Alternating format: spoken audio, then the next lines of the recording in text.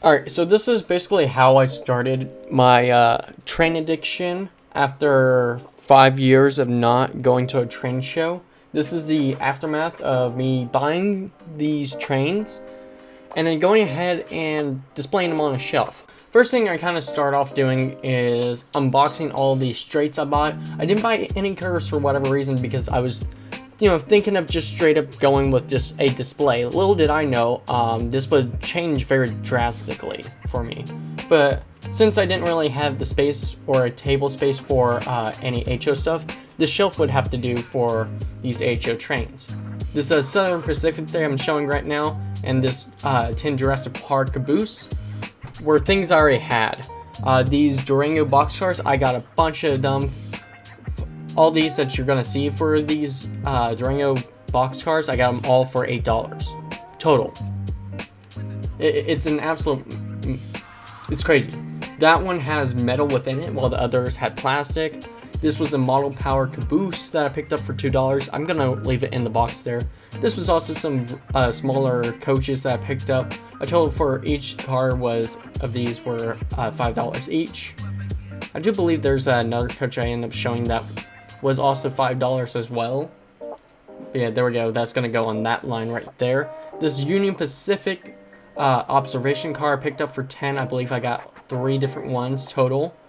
Yep, there's this I can't tell what this is, baggage one. I also picked that up for $10, but it does not have a back coupler. And then there's this diner that has worn out text.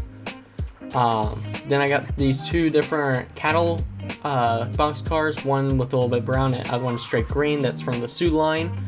2 were actually from the Sioux line right there. You can see right there. Then we got the Santa Fe tender that goes with another engine. It does have a light that works on the back there. Gonna put that with the Union Pacific, which doesn't make sense. This engine has needs some work. I accidentally dropped it while testing it, and the shell came off. As you can see, there's some metal that keeps it in, and that top of the engine is missing as well. The little cover for it, there it is. You can see it now. And we also get this very nice cheese system caboose. I'm gonna end up most likely putting it with the box cars just to match it, or not. This Western Atlantic passenger car from like the Civil War. I also got these with the smaller coaches. There's this 040.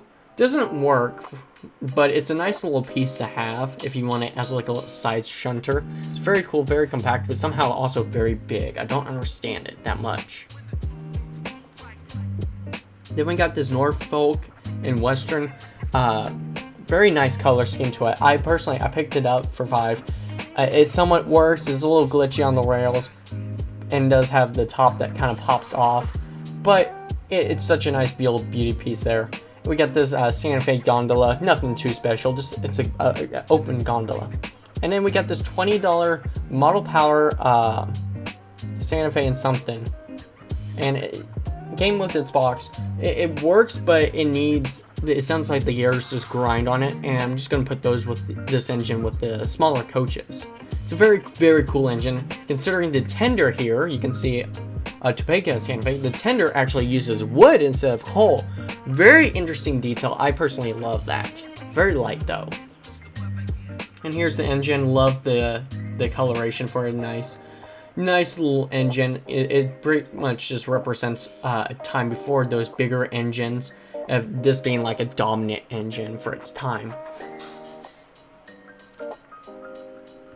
You see it, I'm putting it with that's pretty much it. It's not on the tracks right now, but that's kind of what I'm planning on. This little time lapse is actually me putting everything on the tracks properly and smoothly, so it all sits flush and nicely. You can see there's some things I do change around, like that Norfolk engine I put with the 3 green box cars.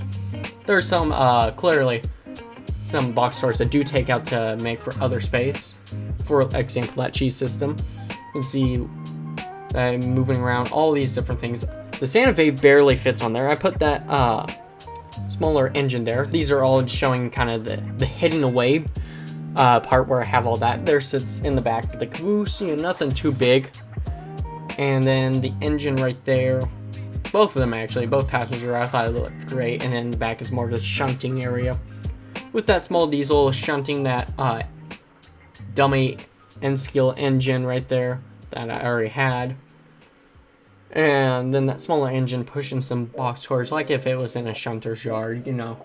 I think this layout actually, well, not layout, but shelf looks actually amazing. I'm really glad at how this turned out, considering that it was only like a 3x2. Here's some pictures that I took that I thought just looked great.